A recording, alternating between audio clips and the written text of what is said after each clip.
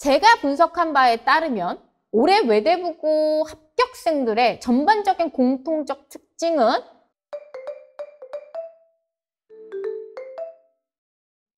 네, 안녕하세요. 정구원입니다. 이번 시간에는 용인 외대부고죠. 외대부고의 작년 입시의 특징을 같이 한번 말씀을 드리고 제일 중요한 2022년 올해 입시가 어떤 식으로도 진행이 될 것 같은지에 대한 이야기를 나눠보도록 하겠습니다. 자, 우선 작년 외대부고의 가장 큰 입시의 특징이다라고 한다면 경쟁률의 상승을 빼놓을 수가 없을 것 같습니다. 그리고 이 경쟁률의 상승은 미리 말씀드리면 올해도 당연히 유지가 될 가능성이 클 것 같은데요. 우선은 경쟁률부터 좀 말씀을 드리면 재작년에 2.43대 1의 경쟁률에서 작년이죠. 2.87대 1까지 올랐고 올해 2022년도는 3대 1을 넘을 것 같다라는 예상이 되고 있습니다. 그래서 외대부고 같은 경우는 우리가 더 철저한 준비가 필요한 학교가 되어버렸는데요.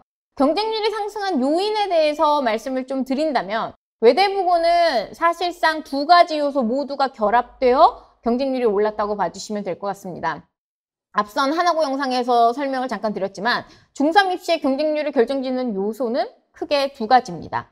학령 인구의 증가와 대입 기조의 변화를 볼 수가 있는데요. 우선은 올해 같은 경우는 07년생들이 49만 3천 명으로 근래 3년 동안 가장 많은 학령 인구를 가지고 있고 그 다음에 두 번째로 대입 기조의 변화가 특히나 외대부고의 경쟁률 상승을 촉진하는 요인이 되었습니다. 지금 현재 대입의 가장 핵심적인 부분이라고 한다면 정시의 확대를 우리가 들 수가 있을 것 같고 그다음 두 번째는 많은 학생들의 의대 선호. 외대부고 같은 경우는 이 두 가지 요소에 모두 다 매력적으로 결합이 되는 학교이기 때문에 경쟁률이 상승을 했는데요. 우선 외대부고 같은 경우는 의대 실적이 전사고들 중에서 상산 다음으로 좋은 학교이고 그 다음에 정시 실적조차도 굉장히 좋은 학교이기 때문에 경쟁률이 상승했다고 봐주시면 될 것 같습니다. 자, 그래서 경쟁률이 상승을 했기 때문에 우리가 어떤 식으로 준비를 해야 되는가에 대해서 좀 생각을 해봐야 될 것 같은데요. 근데 두 번째 특징이 여기서 하나가 나오는 게 사실 그런 걸로 생각했을 때 올해 외대부고의 면접이 굉장히 무난했다라는 것이 또 하나의 특징이다라고 보실 수가 있을 것 같습니다.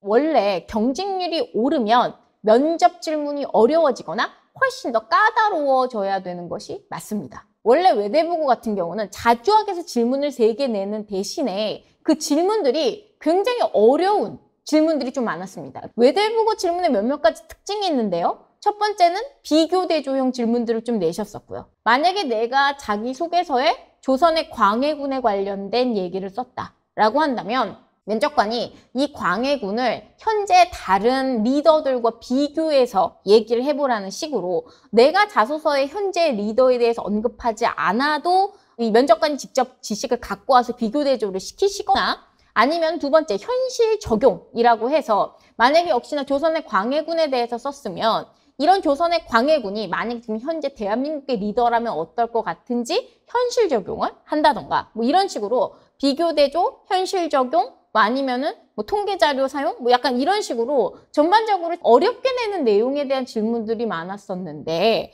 외대부고 올해 이제 질문들을 쭉 분석을 해봤을 때 올해 확실히 인성 영역에서도 질문을 조금 낸다던가 이런 식으로 여타 다른 파트에서 질문이 나오게 되시는 경우들이 있었습니다. 자, 근데 이게 면접이 어려워진 것이냐라고 한다면 사실 그렇지는 않죠. 왜냐면 우리가 사실 자기주도학습에서 질문이 나왔을 때 기본적으로 자기주도학습의 답변 내용 자체가 굉장히 아카데믹하고 그 다음에 여러 가지 어떤 학술적 내용에 대해서 담아야 되는 내용들을 답변을 해야 되고 인성 같은 경우는 리더십이나 경험치이기 때문에 학생들 같은 경우가 훨씬 더 답변을 조금 더 쉽게 그리고 쉽게 느끼는 경우들이 많습니다. 그렇기 때문에 외대부고가 올해 자주학이 아닌 여타 진로나 인성에서 질문이 나왔다고 해서 면접의 퀄리티가 올라가거나 어려워졌다고 보기는 어려울 것 같습니다. 왜냐하면 자주학 질문에서도 그런 식의 특징들이 그렇게 많이 보이진 않았습니다. 그래서 전반적으로 알고 있는 지식에 대해서 질문을 하고 이런 느낌이었기 때문에 대부분 외대부고 면접을 보고 나온 친구들은 질문 수준 자체가 어렵다고 얘기하지는 않았었습니다. 예를 들어 올해 하나고처럼 다시 공격형이 돌아왔다던가 질문이 너무 어렵다던가 이렇지 않고 질문이 오히려 너무 수월하게 나와서 이게 어떻게 합불합이 결정되는지 모르겠다 라고 얘기할 정도로 모두들 면접을 보고 나왔을 때는 잘 본 것 같다. 대답을 잘한 것 같다. 특별히 어렵지 않다. 이런 얘기를 했었는데 합불합이 결정이 됐다는 거죠. 자, 그러면 우리가 어떤 부분에서 합불합이 결정이 됐는가에 대해서 얘기를 해보면서 그것이 저는 올해 외대부고 면접과 외대부고 입시의 특징이 될 것이다 라고 생각을 합니다. 제가 분석한 바에 따르면 올해 외대부고 합격생들의 전반적인 공통적 특징은 이종 학문의 결합이다 라고 말씀을 드릴 수 있을 것 같습니다. 물론 여기서 전제 조건은 이종 학문을 결합을 해야지만 붙었다는 아닙니다. 이종 학문을 결합하지 않았는데도 붙은 학생들도 있는데 붙은 아이들 같은 경우는 이종 학문의 결합을 한 애들이 거의 다 붙었다. 떨어진 애가 없었다. 라고 말씀을 드릴 수가 있을 것 같아요. 이종 학문의 결합이라는 게 사실 굉장히 어렵죠. 어렵고 기본적으로 이거를 중3한테 요구하는 것이 맞는가? 라는 생각이 들지만 외대부고 같은 경우는 지금 현재 본인들 학교에서도 그런 식의 수업을 진행을 하고 있고요. 사실상 문이과가 통합된 상황에서 더 이상 특정 분야에 대해서만 깊이 있게 지식을 탐구하는 학생들에 대해서 이제는 약간 매력도가 떨어진 것이 아닌가라는 생각을 하고 있습니다. 원래 이제 외대부고나 하나고 같은 경우는 스페셜리스트를 좋아하는 학교인 거는 맞습니다. 아시겠지만 하나고나 외대부고를 쓴 학생들 중에 일반적인 영어 공부법이나 수학 공부법 쓴 학생은 이제는 없고요. 기본적으로 경제면은 경제, 인권이면 인권, 아니면 물리면 물리. 자, 이런 식으로 내가 어떤 특정 파트에 대해서 굉장히 깊이 있는 관심을 갖고 있다라는 학생들을 좋아했었습니다. 그리고 그거는 지금도 마찬가지기는 해요. 좋아하시는데 작년과 재작년까지는 내가 뭐 경제에 대해서 좋아한다 라고 하면은 맨큐의 경제학을 읽었다는 둥, 애덤 스미스와 칼 마르크스를 비교를 한다는 둥, 자, 이런 식으로 경제에 대해서 굉장히 깊이 있게 썼었던 친구들이 뭐 붙었었고, 그런 식으로 우리가 자기소개서를 끌어갔다면 올해 같은 경우는 이 경제에 대해서만 집중적으로 학습을 하는 것이 아니라 경제와 지리를 합친다던가 경제와 물리를 합친다던가 이런 식으로 이종 학문의 결합을 적어놓은 애들한테 매력도가 많이 상승을 했다라고 분석을 하고 있습니다.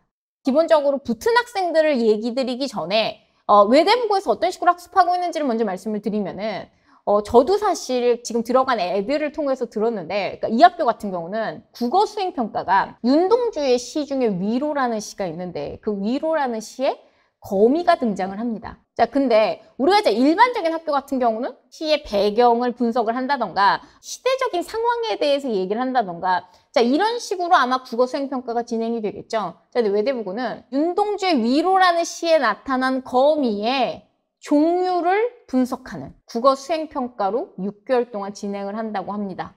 다른 조 같은 경우는 박시전에 나오는 박씨가 이틀 동안 축지법으로 이동한 거리를 물리학적으로 계산하는 이런 것이 국어 수행평가라고 합니다.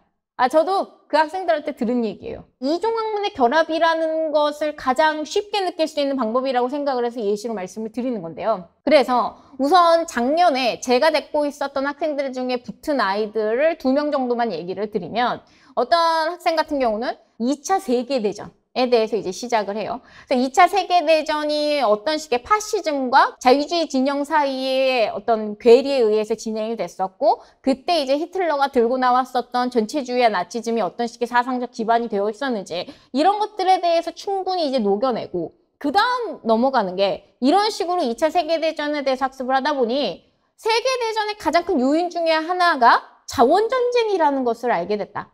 그래서 그때 자원에 관련된 학습을 어떻게 했는지에 대해서 얘기를 하기 시작합니다. 그래서 2차 세계대전과 전간기의 자원 분쟁 같은 경우는 석유에 관련된 독점력에서 시작을 했었다. 부터 시작을 해가지고 예를 들어 그 석유 자원과 여타 다른 자원들의 어떤 비교, 그리고 지금 현재 자원 분쟁은 어떻게 이루어지고 있는지에 대해서까지 자원에 관련된 학습을 또 하나 썼고요. 그 다음 마지막으로 들어간 게 이런 식으로 자원 분쟁에 관련된 학습을 하다 보니 결국 미래 시대에 가장 적합한 자원이 무엇인가에 대한 고민을 하게 되어 수소에너지에 관련돼서 어떻게 학습했는지를 쓰게 됐습니다.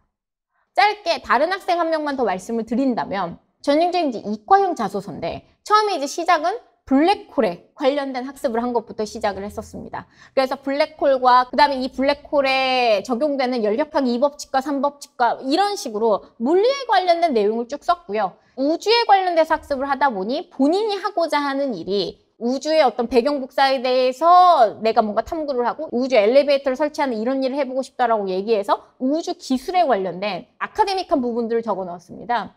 자, 그리고 이런 일을 하고자 조사를 하다 보니 아니면 관심을 갖다 보니 우주 개발에 있어서는 국가의 지원이 굉장히 필요하다는 걸 알게 됐다라고 하면서 마지막에는 국가와 정부의 역할에 대한 학습을 한 걸 썼습니다.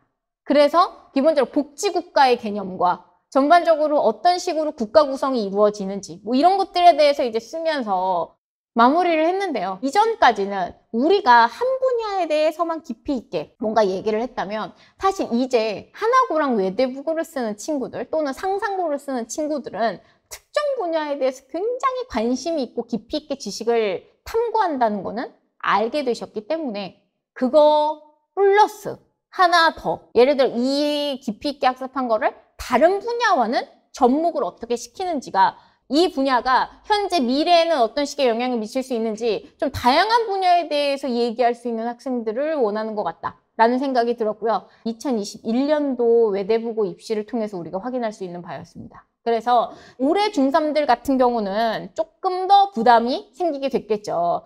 근데 미리 말씀드리면 그렇게 써야지만 붙는다라고는 말씀드리지 않겠습니다. 왜냐하면 제가 가르친 학생들을 기반으로 한 것이고 그 다음에 그렇지 않은 단일 학문에 관련돼서 본인이 깊이 있게 학습했었던 친구들도 붙었었기 때문에 모든 학생들이 그렇게 해야 된다는 건 아니지만 이종학문 결합을 쓴 학생 치고 떨어진 애가 없었기 때문에 조금 더 보수적으로 말씀을 드릴 수밖에 없어서 이런 부분에 대해서도 얘기를 드린다라고 알고 계셔주시면 될 것 같습니다. 우선은 외대부고 입시에 대한 특징은 이 정도로 설명을 드리고요. 추후 궁금하신 점들 같은 경우는 밑에 댓글로 남겨주시면 제가 또 답변을 달도록 하겠습니다. 다음 시간에는 상상고에 관련된 설명을 드리도록 하겠습니다.